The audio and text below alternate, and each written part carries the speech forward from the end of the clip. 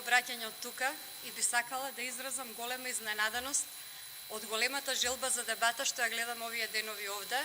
Тоа најверојатно се должи на фактот дека во изминатите години сите закони се донесуваа по скратена постапка, така да немавте многу прилика да дебатирате, да се изразите вербално. Еве една убава прилика сега за суштинска дебата, меѓутоа ова е се само не суштинска дебата.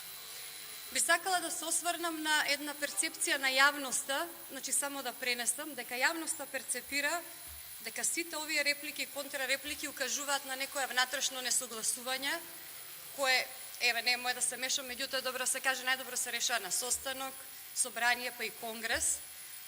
Исто така зашудува фактот што имам некое чувство дека не сакате да му дадете поддршка на Илија Димовски, господинот, да биде председател на Комисијата за избори и именувања. Се надам дека тој ќе го вложи својот партиски авторитет да ве убеди да го поддржите во таа негова намера. Господине председавач, се очекува од вас да покажете достоинство и интегритет, да водите седницата како што треба.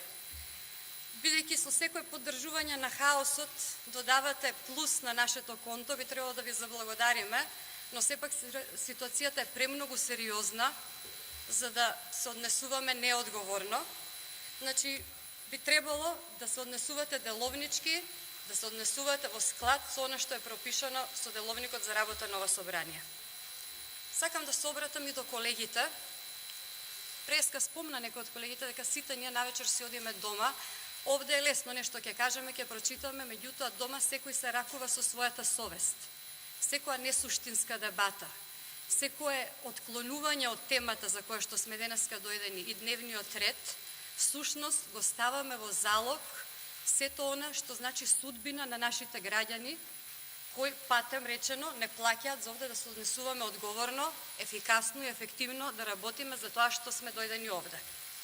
Луѓето имаат еден куп екзистенцијални проблеми, имаат социјални проблеми, здравствени проблеми кои што не можат да си ги решат затоа што 108 дена е блокирана работата на институциите на системот. Затоа треба да превземеме мерки и да работиме онака како што е согласно препишано со деловникот.